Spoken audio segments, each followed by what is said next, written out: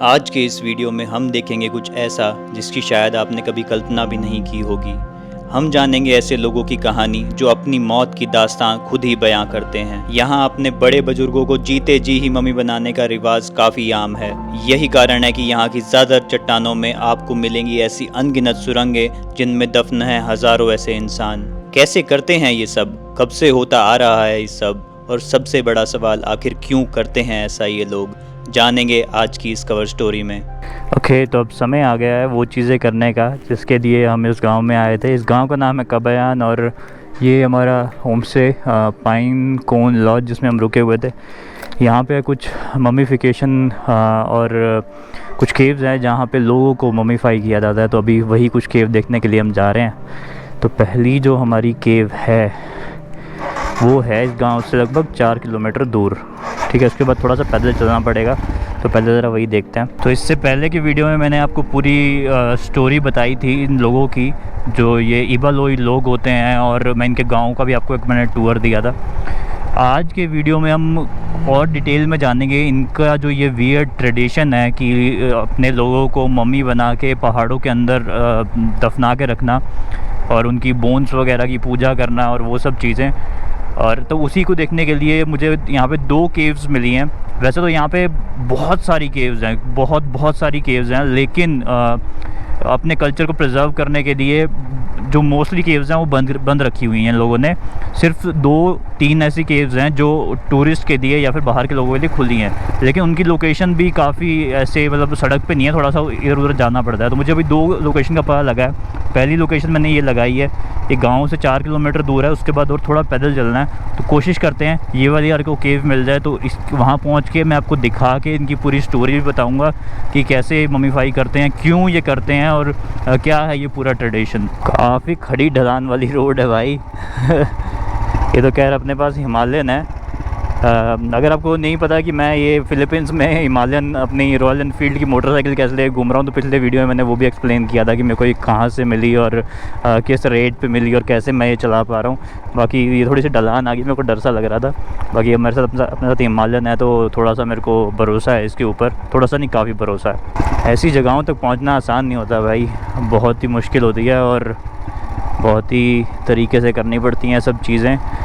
Normally लोग Philippines घूमने आते हैं, हमारे इंडियन ट्रैवलर्स भी आते हैं, तो आके सिर्फ मेन बड़े शहर घूमते हैं। मनीला घूमा, सेबू घूमा, नाइट लाइफ दिखाई, लेकिन ये वियर्ड ट्रेडिशन ये दिखाने के लिए बहुत मेहनत करनी पड़ती है। लेकिन रिस्पांस मुझे कुछ खास मिल नहीं रहा आप लोगों से, तो मैं चाहूँगा कि भाई थोड़ा सा और रिस्पांस करो, कमेंट्स वगैरह करो, शेयर किया करो, तो और मोटिवेशन मिलता है कि आपके लिए ऐसा अच्छा कंटेंट लेके आते रह सकें अपनी जान को जोखिम में डाल के। ये पुल बना हुआ है और पुल के उस पार कहीं पे बता रहा है। ये पुल अभी रिसेंटली ही बना है, क्योंकि मैं पहले इसके वीडियोस और पिक्चर्स देख रहा था तो वहाँ पे बहुत छोटा सा पुल था। ये तो बढ़िया गाड़ी के लायक भी पुल बन चुका है। यहाँ से 400 मीटर रह जाती है हमारी केव्स। इन केव्स का नाम है तिनोगचोल बुरियल रॉक। हिमालयन ये भी हैं, हिमालय, फ़िलीपींस के हिमालय। तो बाइक हमारी वहाँ पे नीचे पार्क होगी, अपने हिमालयन हमने वहाँ पे लगा दी है। और फिर यहाँ पे हल्का सा ऊपर आते ही ये मेरे को बोर्ड दिख गया, सही है, मतलब हल्का बहुत लोग यहाँ पे आते हैं तभी करके बोर्ड इन्होंने लगा रखा है, तिनोगचोल बुरियल रॉक। और यहाँ से ये रास्ता जा रहा है, देखो ये पुल वाला, ठीक है। ये वाला पुराना पुल था जो मैंने पिक्चर्स में देखा था, मुझे लगा था इसके ऊपर से बाइक ले जानी पड़ती है, बट सही है, पैदल जाना पड़ेगा। और उसके ऊपर वो देखो पहाड़ी के साइड से फिर एक रास्ता जा रहा है, लगभग 10 मिनट पैदल चलना पड़ेगा और फिर शायद हम उस ब्यूरल केव तक पहुंच पाएँ और कुछ मम्मीज़ को देख पाएँ। वेलकम। ओ भाई पुल तो हिल रहा है, इस पर तो बाइक किसी भी हाल में नहीं जा सकती भाई। किसी भी हाल में नहीं, देखना कदम रखते ही कैसे हिल रहा है। पता लगे मेरी भी यहीं पे मम्मी बन गई और पापा भी बनेगा। इतना ही था, 2-1 मिनट चले और यहाँ पीछे कुछ सेटलमेंट्स ही, आगे कुछ हट वगैरह बनी हुई है और एक बड़ी रॉक दिखाई दे रही है। मेरे को लग रहा है कि इसी में ही है सारा सिस्टम। बाकी एंट्री टिकट यहाँ पे कुछ नहीं है, ठीक है। मेरे को बताया कि यहाँ पे लोकल कोई लोग रहते हैं, यहाँ पे एक इंसान है जो थोड़ा बहुत केयर टेकर है यहाँ का। बाकी डोनेशन बेस्ड सिस्टम होता है, अगर आपको डोनेशन करना चाहो तो कर सकते हो। ये देखो यहाँ पे इन्होंने कुछ एक ये भोंपू बोलने वाला भी रखा हुआ है और इमरजेंसी हॉटलाइन, ठीक है। और उसके बाद ये देखो कैसी ये छोटी छोटी पिक्चर्स बना रखी हैं ग्रेव्स की। इनकी क्या स्टोरी है अभी आपको बताता हूँ कि क्यों इनको ऐसे बिठा के ग्रेव के अंदर रखा हुआ है। ये देखो यहाँ पे इन्होंने बोर्ड लगा रखा है, छोटी छोटी हट्स हैं। यहाँ पे एक भाई मिले जिन्होंने एंट्री करवाई, अपनी नाम पता लिखवा लिया, कौन सी कंट्री से आए हो, और फॉरेन टूरिस्ट है। बाकी यहाँ पे इन्होंने थोड़ा चाय वाय का सीन बना रखा है। जो मेन ब्यूरियल रोक है वो ऊपर की तरफ है, ज़रा ऊपर चलते हैं पहले। ये देख लो, जैसे ये एक आपको होल दिख रहा है ना, इसके अंदर काफ़ी लकड़ी की चीज़ें आपको दिख रही होंगी, वो सारे कॉफ़िन है। यहाँ भी ऊपर देखोगे ये भी छेद है, इसके अंदर सारे कॉफ़िन है। इसके अंदर देखो कैसे दबा दबा के कितने सारे कॉफ़िन रखे हुए हैं, तो पता नहीं कितनी सारी लाश हैं इसके अंदर। और मैं जूम करके दिखाऊंगा, वहाँ पे देखो ऊपर बॉक्सेस के ऊपर नाम भी लिखे हुए हैं लोगों ने अपने, मतलब जो इनके रिश्तेदार होंगे, चाहने वाले होंगे, उन्होंने अपने ऊपर नाम भी लिखे हुए हैं इसके ऊपर। तो गाइज़ ये है एक वियर्ड ट्रेडिशन कुछ इंडिजिनस लोगों का, जो कि रहते हैं फ़िलीपींस के एक लुज़ोन प्रोविंस है, माउंटेन का प्रोविंस है, जहाँ सारे पहाड़ी होते हैं। मेरे पीछे भी आप देख पा रहे होगे। इसके अंदर कुछ एक ट्राइबल लोग रहते हैं, इंडिजिनस लोग रहते हैं, जो कि नेटिव यहीं के ही लोग हैं, जिनका कोई धर्म नहीं है। इनका अपना, मतलब जो हमारे मेजर धर्म होते हैं, हिंदू और मुस्लिम और क्रिश्चियनिटी, इनका वैसा कोई धर्म नहीं होता, इनके अपने धर्म होते हैं। और ये ट्राइब का नाम है इबालोई। तो ये कुछ हज़ारों या लाखों की संख्या में इस एरिया में रहते हैं, फ़िलीपींस के स्पेशली जो माउंटेन प्रोविंस है इसमें रहते हैं। और स्पेशली एक गांव है कबायान नाम का, जहाँ पे मैं पहुंचा था कल, आपने पिछले वीडियो में देखा होगा। और ये गांव इन लोगों का गढ़ है, क्योंकि ये गांव एक बहुत ही हिस्टोरिक सिग्निफिकेंस रखता है। और साथ ही में यहाँ पे जो इनकी मेजॉरिटी ऑफ लोग हैं वो इसी गाँव में रहते हैं। साथ ही में ये गांव इतनी इनके लिए हिस्टोरिकल इम्पोर्टेंस इसलिए रखता है क्योंकि यहाँ पे पाई जाती हैं कुछ ऐसी केव्स जिसमें ये अपने एंसेस्टर्स को रखते हैं। जैसा कि मैंने बताया कि ये लोग अब किसी धर्म को फॉलो नहीं करते हैं, मतलब पहले किसी को नहीं फॉलो करते थे। जिस चीज़ को ये फॉलो करते थे वो था एनिमिज़म, जो कि होता है अर्थ के जो एलिमेंट्स होते हैं, जैसे हवा, आपका पानी, ठीक है, रिवर, माउंटेन्स, इन सब चीज़ों की पूजा किया करते थे। साथ ही में ये बहुत ज़्यादा बिलीव रखते हैं अपने एंसेस्टर्स में, कि हमारे को अपने एंसेस्टर्स का जो पूर्वज हो गए, कि उनका आशीर्वाद मिलता रहे ताकि हम अपनी ज़िंदगी अच्छे से करते रहे। तो इनकी जो फसल भी होती है, जैसे राइस वगैरह काफ़ी उगाते हैं ये, और भी काफ़ी फसलें उगाते हैं। तो उन सब में हमेशा ये जो अपने एंसेस्टर्स होते हैं, अपने जो पूर्वज होते हैं, उनका या फिर जो नेचर है, जो मदर नेचर है, उसका आशीर्वाद करते हैं। तो जो इनकी प्रेयर्स होती हैं वो भी सारी वही होती हैं। लेकिन क्योंकि फ़िलीपींस को काफ़ी कॉलोनाइज भी किया गया, काफ़ी आई थिंक स्पेनिश ने भी इनको कॉलोनाइज़ किया था, और शायद फ्रेंच ने या इंग्लिश ने। तो जो भी लोगों ने इनको कॉलोनाइज़ किया वो ज़्यादातर क्रिश्चियंस थे। और वो क्रिश्चियन लोग मिशनरीज़ होते थे, मतलब उनके जो मिशनरीज़ होते थे कि जो उनके धर्म को बढ़ाने के लिए निकलते थे, वो लोग इन गाँवों में पहुँचते थे और उन्होंने काफ़ी बार इन लोगों का धर्म परिवर्तन कर दिया, मतलब इनको एक नया धर्म दे दिया। तो इसी वजह से अब जो ये लोग हैं ये काफ़ी बार ये क्रिश्चियनिटी को फॉलो करते हैं। लेकिन बात करें जो इस वियर्ड ट्रेडिशन की, जो कि मेरा इस वीडियो का मेन टॉपिक है, वो है ये जो यहाँ पे पीछे आपको केव्स दिखाई दे रही हैं। तो जैसा कि मैंने आप लोगों को बताया कि ये लोग काफ़ी पूजा करते हैं अपने एंसेस्टर्स की। तो जब इनके कोई भी एंसेस्टर या फिर इनके घर के जो बूढ़े लोग होते हैं, या फिर कोई जवान भी हो लेकिन वो मतलब अपनी डेथ के बहुत निकट हो, मतलब लोगों को पता लग जाए कि उनकी मौत होने वाली है, तो ये उनको मम्मी बनाने की, मतलब उनके जीते जी ही उनको मम्मी बनाने की, उनकी मम्मीफिकेशन करने की तैयारी शुरू कर देते हैं। लेकिन ये सब चीज़ें ये क्यों करते हैं उसके बारे में भी हम आगे बात करेंगे। पहले मैं आपको ये प्रोसेस बताना चाहूँगा कि किस प्रोसेस से होके ये चीज़ इस चीज़ को पूरी करते हैं, कैसे ये जो जीवित लोग हैं वो इन केव्स में आगे पहुँचते हैं। तो जब उनको पता लगता है कि ये लोग बीमार हैं या फिर मरने वाले हैं, तो ये उनको पहले तो उनकी तैयारी ऐसे शुरू करते हैं। उनको पहले एक नमकीन पानी पिलाते हैं, कुछ सॉल्ट वाटर होता है वो पिलाते हैं, जिससे उनकी बॉडी के अंदर का जो सारा पानी है, मतलब डिहाइड्रेशन हो जाती है और पानी अंदर का सूख जाता है। अंदर का पानी सुखाना ज़रूरी है क्योंकि मम्मी बनाने के लिए उनको अंदर से पूरा सूखा होना चाहिए।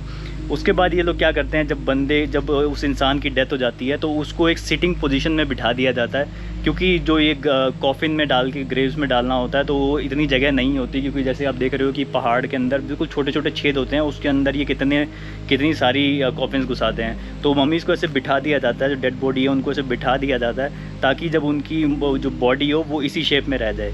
और उसके बाद काफ़ी हफ्तों, काफ़ी महीनों तक उनको आग के पास रखा जाता है। वो आग भी बहुत ही मतलब एक पवित्र आग होती है, जिसमें काफ़ी सारी हर्ब्स और काफ़ी चीज़ों को जलाते हैं, और उसके पास इनको महीनों तक रखा जाता है ताकि जो बॉडी के अंदर का जितना भी पानी है वो सब निकल जाए और बॉडी एक प्रिजर्व कर पाएँ, ताकि बॉडी हज़ारों सालों तक ज़िंदगी रह सके। तो कि ज़िंदगी मतलब ठीक रह सके।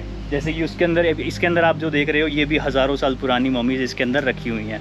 और साथ ही में ये ऊपर भी इसके सॉल्ट वाटर से, जो नेचुरल सॉल्ट होता है उससे काफ़ी लेप करते रहते हैं बॉडी के ऊपर, ताकि उसको प्रिजर्व किया जा सके काफ़ी लंबे टाइम तक। और इनके जो और भी तरीके होते हैं कुछ, जैसे गुआवा की हर्ब्स होते हैं, उनके पत्ते होते हैं, उनसे ये लेप करते रहते हैं, ताकि जो इनका कल्चर है उससे भी सिंबलाइज़ करता है इस चीज़ को, और बाकी प्रिजर्वेशन में भी हेल्प करता है। और एक बार जब बॉडी को ये ड्राई कर देते हैं, उसके बाद इसको एक गुआवा के पत्तों से लपेटते हैं, ठीक है। उसके बाद ये ना मतलब ये जो इबा लोई लोग होते हैं ये वीविंग में भी काफ़ी माहिर होते हैं, हैंडीक्राफ्ट वगैरह बनाने में। तो ये एक कपड़ा तैयार करते हैं, मतलब पूरी बॉडी के हिसाब का, बॉडी के साइज़ का, और उसके ऊपर एक काफ़ी ट्रेडिशनल अपने डिज़ाइंस हाथ से उस पर एम्ब्रॉयडरी करते हैं, और उस कपड़े में लपेट के फिर बॉडी को एक वुडन कॉफिन में डाला जाता है। और फिर ये वुडन कॉफिन आखिर मतलब ये लोग पूरा एक इनके रिचुअल होते हैं, एक सेरेमनी होती है जिसमें ये लोग उठा के पूरे कॉफिन को या पहाड़ों तक लेके आते हैं, और फिर लाके इन पहाड़ों के अंदर जो इनको केव्स मिलती हैं उनके अंदर लगा के रखते हैं। तो ये पूरी एक बड़ी पहाड़ी है, इसके इधर थोड़ा सा और रास्ता मिला, और मुझे अभी लेया ने बताया, लेया जो कि मेरी गर्लफ्रेंड है, मेरे साथ इस पूरी ट्रिप में ट्रैवल कर रही है, ठीक है। उसने वो बताया, कह रही है एक ऐसा इसको और होल दिखा है, एक ऐसी केव दिखी है जिसमें हम बहुत पास से मम्मीज़ को देख सकते हैं। मैं कहा चल ये भी चलते हैं, देखते हैं। लेकिन इसके बाद हम एक और केव में भी जाने वाले हैं जिसमें हमारे को बिल्कुल बोन्स वगैरह सब, स्कल्स, हाथ, जबड़े, और मतलब इनका एक मंदिर टाइप से बना हुआ है केव के अंदर, जहाँ पे इबा लोई लोग इन सब चीज़ों की पूजा करते हैं। इसके बाद हम वहाँ भी चलेंगे। एक म्यूज़ियम भी है जहाँ पे जाने के बाद हमारे को इनके कल्चर के बारे में, इस ट्रेडिशन के बारे में और कुछ पता लगेगा। तो ये सब चीज़ें करते हैं। पहले ज़रा एक बार इस केव को हम अच्छे से मुआयना कर लें। मुझे यहाँ से कुछ निशान भी दिख रहे हैं जो मतलब पुराने लोगों के लग रहे हैं काफ़ी, जैसे दीवारों पर मार्किंग कर देते हैं ना, ग्रेविंग कर देते हैं, वैसे करके निशान है। ये देखो यहाँ पर एक और दिखी है मुझे, एक और केव है। तो मतलब इस पूरी पहाड़ी में लगभग चार केव्स मुझे दिख गई एक ही पहाड़ में। दो उस साइड पे थी, एक ये होगी, एक यहाँ से और है इसका रास्ता जिससे हम बिल्कुल पास में जा सकते हैं। थोड़ा सा संभल के जाना पड़ेगा, कहीं पता लगे मेरी भी यहाँ पे मम्मी पापा बन जाए। और यहीं कहीं थी, अरे ये देखो भाई, ये देखो, ये तो बिल्कुल ही पास आ गए। यहाँ पे लोग, ये देखो, ये ऊपर बनी हुई है केव पूरी, इसके अंदर ये देखो ये पूरे कॉफिन रखे हुए हैं, कितने बड़े बड़े, कैसे घुसाए होंगे यार इसके अंदर। और यहाँ पे कुछ लोगों ने पैसे भी डाल रखे हैं, जैसे अपने इंडिया में होता है ना कि कोई भी रिलीजियस या फिर कोई भी ऐसी चीज़ दिखी वहाँ पे पैसे चढ़ा दिए, यहाँ पे लोगों ने सिक्के चढ़ा रखे हैं। लेकिन भाई ये देखो यार कितनी पास है, कितनी पास है।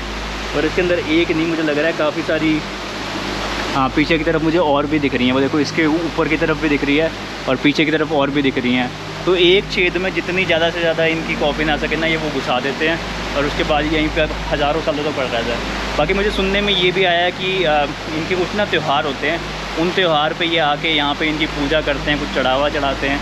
कई बार ऐसा भी होता है कि मम्मी इसको बाहर निकालते हैं कुछ पूजा वगैरह करने के लिए, ये लेकिन यहाँ से अब मुझे पता नहीं है कि निकाली गई है कि नहीं निकाली गई। लेकिन वैसे इनके कुछ कल्चर फेस्टिवल होते हैं जिसमें मम्मी इसको बाहर निकाल के उनकी पूजा करते हैं। बाकी अगर हम बात करें कि ये लोग ऐसा करते क्यों हैं, क्या रीज़न है इसके पीछे, तो इसके पीछे दो बड़े रीज़न माने जाते हैं। पहला रीज़न तो ये हो गया कि भाई कि इनको ऊंचाई पे रखने से ये भगवान के और भी ज़्यादा पास होते हैं। तो भगवान मतलब इनके जो भी स्पिरिट्स हैं जिनकी ये पूजा करते हैं, तो इनको पास में रखा जाता है, बिल्कुल नेचर के बिल्कुल बीचों बीच में रखा जाता है, गांव के बीचों बीच नहीं रखा जाता।